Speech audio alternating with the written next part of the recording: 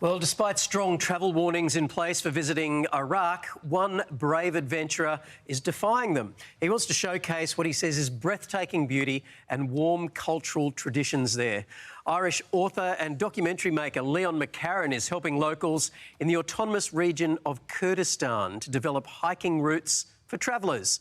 And from what we can see, the landscapes are absolutely stunning. It's great to have you on the show, Leon. Very good morning to you. What made you fall in love with Iraq? Oh, where to start? I mean, it's it's a long way from where I'm from in the north coast of Ireland here, but it's a place just with the most spectacular scenery, everywhere from the mountains down to the deserts in the south. And it's one of the friendliest places I've ever been, with all of these layers of history and culture and faith. So it's an easy place to fall in love with. So tell us a bit about these hiking routes you're helping to develop in Kurdistan. Yeah, absolutely. So myself and a Syrian Kurdish man called Laween Mohammed have been working on this since 2016, and since 2019 we've really been working with a wider team. We have 215 kilometers, 150 miles of trail that run from west to east through these mountains that you're seeing pictures of. It's about 14 days of walking.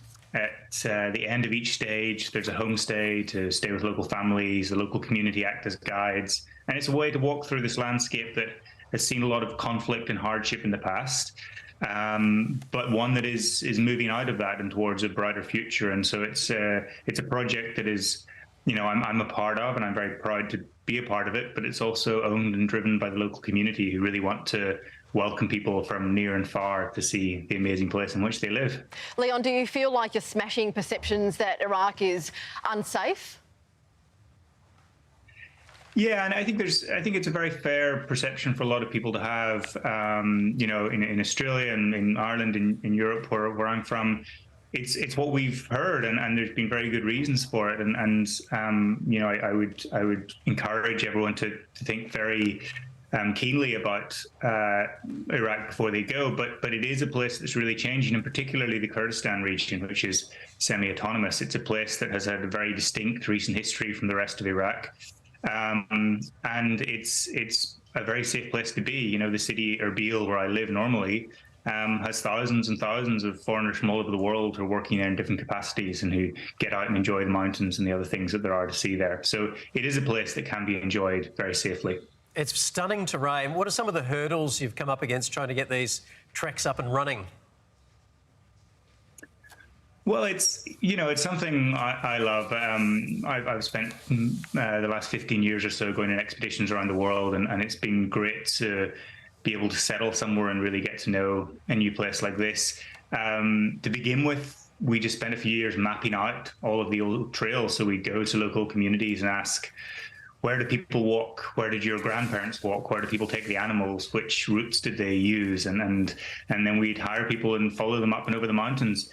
So that's a hurdle in that it just takes a lot of time. But honestly, the biggest challenge we've had is, as we've tried to develop tourism in a place that is so intrinsically imbued with hospitality, it's been a real difficulty to get people to accept payment for the services they provide, which might sound silly, but these families who take people into their homes, or shepherds who guide people across the mountains, it seems total anathema to them to accept payment for doing such a thing. And so we really had to work hard to insist that, the only way this works as a development project is if they at some point accept payment, which in terms of problems is not the worst thing to have. Isn't that incredible? In the West, you can't even imagine that being a problem ever. You've written a book too. Tell us a bit about that. Yeah, so this is the other simultaneous project I've been working on alongside the hiking trails, and it's connected, but it's also very different. In 2021, I made a journey with a team of locals and internationals along the full length of the river Tigris. The Tigris and Euphrates being these two great rivers of civilization that irrigated the land of Mesopotamia, as the Greeks called it, the land between two rivers. And this is where some of the earliest civilizations on Earth came from. The early city-states in Sumeria and the Akkadians and the Assyrians.